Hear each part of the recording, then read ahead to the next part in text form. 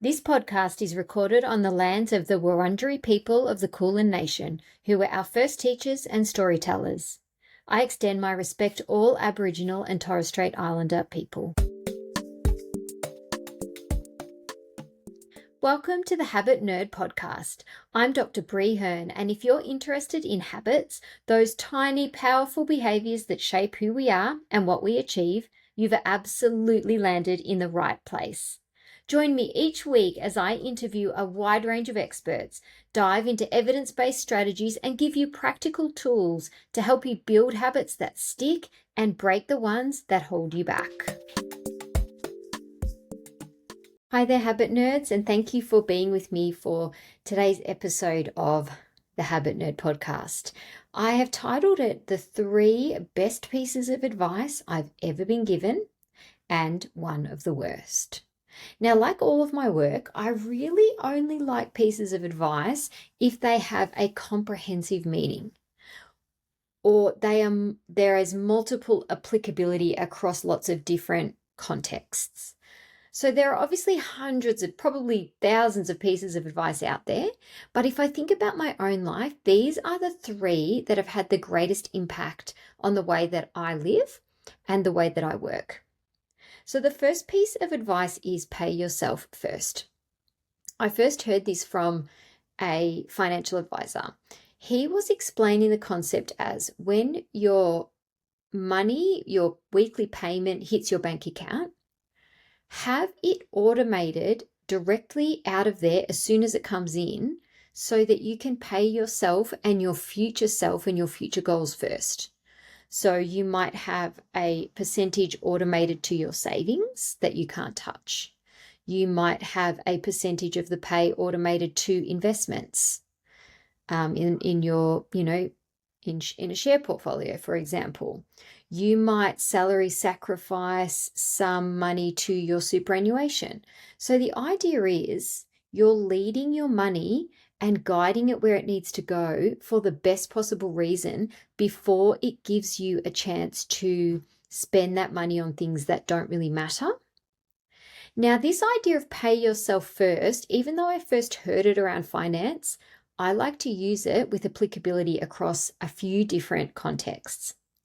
One is my health. Pay yourself first is synonymous with putting on your own oxygen mask. That theory that if you're on a flight and they drop down the oxygen masks, they say, put your own oxygen mask on before helping anybody else. Another one is fill up your own cup. You can't pour from an empty cup. So basically, these analogies are just saying that if you're not healthy and you're not well, you're no good to anybody else. You're no good to your colleagues, you're no good to your family or your friends if you're not looking after yourself. So paying myself first in terms of health is getting quality sleep. It is resting as part of my weekly strategy. It is hydrating and having enough water. It is exercising so that I get the physical benefits, but also the mental health benefits. It is giving myself the gift of nourishing food, because by leading the way I look after my health means that I'm paying myself first so that everybody else can get the best of me as well. Another way I pay myself first is by leading my calendar before my calendar leads me. Basically what that means is on a Sunday, I sit down, I've got my 3 most important work priorities set out in front of me or in my head. I open up my calendar and I time box different times to do aspects of those 3 priorities across the week. I time box them, I put them in a specific color, I title them really specifically, and then I protect those at all costs. It is my responsibility, if I have autonomy over some time in my week, that I need to move projects forward. It's nobody's fault if by the end of the week I have let everybody else's priorities lead me and I'm not anywhere near where I need to be with my own work and my own projects. It's my fault because I did not schedule the time and I wasn't intentional about my priorities. So another way I pay myself first is I lead my calendar. And I can do that with family things as well. if I want to spend specific time with my husband and my girls, and I need that time to be uninterrupted, that would go in my calendar because I am leading myself first. I am paying myself first. Another way I pay myself first is I try and win the morning. I try and win the morning because that helps me win the day. The way I pay myself first in the morning is when I wake up, I hydrate straight away. I have my drink bottle right next to me on my bedside table, and I wake up and have a few big gulps of water. I've also woken up to an alarm that is not too hectic and distressing sounding. So it's not raising my nervous system and getting me in a stress state as soon as I open my eyes. Another way I win the morning is I don't have my phone anywhere near me. It's charging on the floor on the other side of the bedroom. So I get up and I need to physically go and log into my phone if I want to scroll. So I can't doom scroll and look at Instagram and check my email while I'm lying in bed. That's not winning the morning. That is not paying myself first. Other ways I pay myself first in the morning, I get my exercise done before anybody else can sabotage that time. So I go to the gym about 4 mornings a week. Other days that I don't go to the gym, I walk my dog. And I come home in such a positive mental state. And because I've paid myself first, then everybody else can get the best of me, including my work. So the first piece of advice is to pay yourself first. And I'd like you to think about, if that's something you'd like to try, in which context of your own life could you see benefit in paying yourself first? Now, the second piece of advice sounds a bit strange, but I hope once I explain it, you'll understand what I mean. And that is, don't go to the butcher to buy bread. Stop expecting things to be different when they are simply not. So, put quite plainly, when you go to the butcher, you're going to buy meat. You know that's what you're there for. You're not going to go to the butcher and say, I just really wish you had bread. I really need a loaf of bread. Because that is not what the butcher is for. I have a colleague at work who has a bit of trouble with interrupting me. Now, I've tried a few different things. I've even tried to say to him, I'm really focusing for the next hour, or this week I've time blocked some time, or I'm wearing my headphones so that people know that I'm not to be interrupted, but he keeps interrupting me. So I need to stop expecting him to I need to stop expecting that he will give me space and not interrupt, because that's just not his brand. And there's the interruption which annoys me, but then it's the frustration that I feel about the interruption. That's the problem. I have another friend who often when we catch up, she tells me stories about how she's desperate for her mum to see how hard she works and how effective she is at her job. And she is a real high performer, this person that I'm talking about, this friend of mine. She wants her mum to give her some endorsement about that. She's really craving her mum's praise. But the only response her mum gives her is, goodness, I don't know how you're keeping up with everything at home. Or she says things like, do you think you really need to work that hard? Your children are really missing out on you. And it is so frustrating for my friend, but she is going to the butcher and expecting bread. She's going to her mum for appraisal and endorsement on her high-performing professional work, and her mum is not capable of giving that. So it is really hard. It is called radical acceptance for a reason. It is really, really difficult to achieve. There is a parable about somebody walking through the forest and they get struck with an arrow. And obviously getting struck with the arrow in the arm, it hurts. They feel that pain. But then for the next 10, 15 minutes, they're walking along, carrying on about the pain and saying, oh, I'm so angry that that arrow hit me and I wish my arm didn't hurt so much. So the idea is the first pain is the arrow itself, and the second pain is the thoughts, the loop, the carrying on about the pain and the story that that's creating and how you wish that didn't happen. As I say, acceptance is one of the most challenging, yet the most impactful skills to develop. And it is applicable for me across a whole range of different aspects of my life. And it's a lesson that I need to keep learning and keep reminding of myself of. But that idea that you don't go to the butcher to buy bread is understanding that people are doing the best they can with what they have. And every time you expect something different from somebody who has given you every piece of evidence that they're not going to behave in the way that you want them to, all that does is create more frustration for you.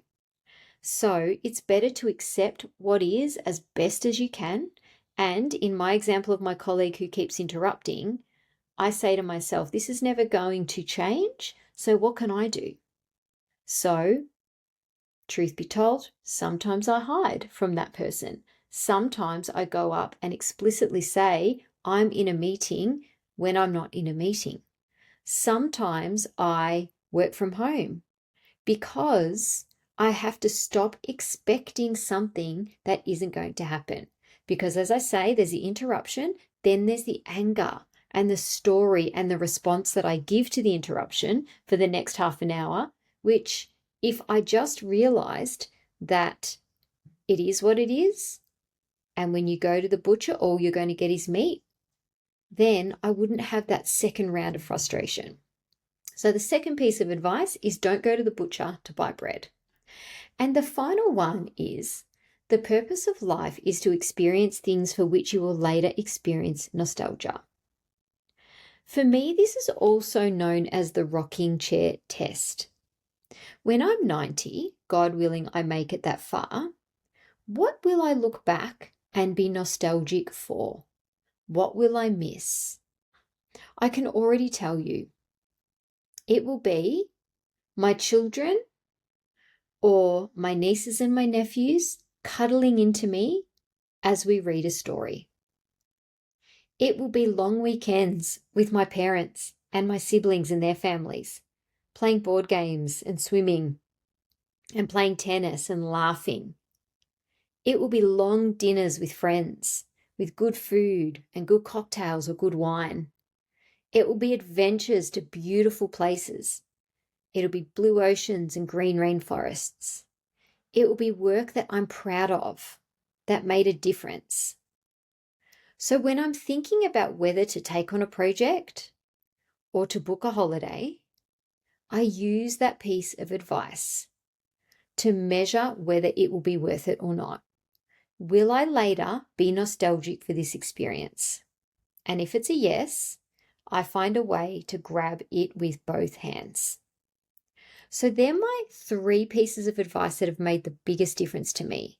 Pay yourself first, don't go to the butcher to buy bread, and the purpose of life is to experience things for which you will later experience nostalgia. I was thinking about what is the worst piece of advice I've ever been given, and there are a few. And what's great about advice, the older you get, is you can think about it, you can chew it over, mull it over, and think about whether or not you're going to take it on. And if you're not, that is completely fine. So this one is something that I have been given by a colleague, quite a senior colleague and someone that I respect a lot, but it just isn't for me. So the worst piece of advice is don't be too capable. What that means is don't do too good a job of something, because that means that you will get more piled onto you. It means don't overfunction, because it leads to others underfunctioning. When I think about this, during COVID and Melbourne's lockdowns, which were never ending for those people who remember, I worked really hard on different projects at work. And I did resent that other people weren't pulling their weight, because I was juggling full-time work and doing a PhD, and I was the only one on my team who had young children. So I was also monitoring their home learning. And a more senior colleague said to me, tongue in cheek, well, don't be too capable, Brie. I get it. Right sentiment, but wrong mindset. It's the wrong advice because it stands in direct contrast to one of my highest values, which is integrity. I pride myself on doing an excellent job of things that I put my mind to. If you're a client of mine, I want to give you absolute quality. If I'm teaching you, I want you to learn and I want you to thrive. It's the quality and the positive word of mouth and the trust that you instill in others in your capacity to deliver that leads to more work, more engagement, more impact. Dropping my own standards and not being capable feels yucky. It feels inauthentic and it feels deceitful. So now I do catch myself if I think I'm doing more than is fair or is reasonable, but that's a separate problem around my own boundaries. But it is the worst piece of advice to say to me, don't be too capable, because I simply won't. Habit nerds, just to recap, my first 3 best pieces of advice: pay yourself first with your health, with your calendar, with your time, with your mornings. Don't go to the butcher to buy bread. Don't expect things that you've never been able to achieve in the past. Don't expect that other people will change. The only person you can impact is yourself. And the purpose of life is to experience things for which you will later experience nostalgia. They're my best pieces of advice. I hope that they were helpful or at least gave you some food for thought. I wonder if you were to let me know what your 3 best pieces of advice are, what they would be. Maybe you can share them with me over at Instagram. Thanks for spending the time with me today, everyone. It's my delight to be able to bring these short episodes to you, and I look forward to researching and producing lots more as the year goes on. Until we are together next time, have a great week. Thanks for being here for another episode of the Habit Nerd Podcast. I am so grateful for your time. If you enjoyed it or gained a fresh perspective, please share it with a friend, or maybe you feel like giving it a 5-star review, which will take you less than 30 seconds. I do love all of my habit nerds, and I see you showing up every day as your wonderful selves. So until next time, take care.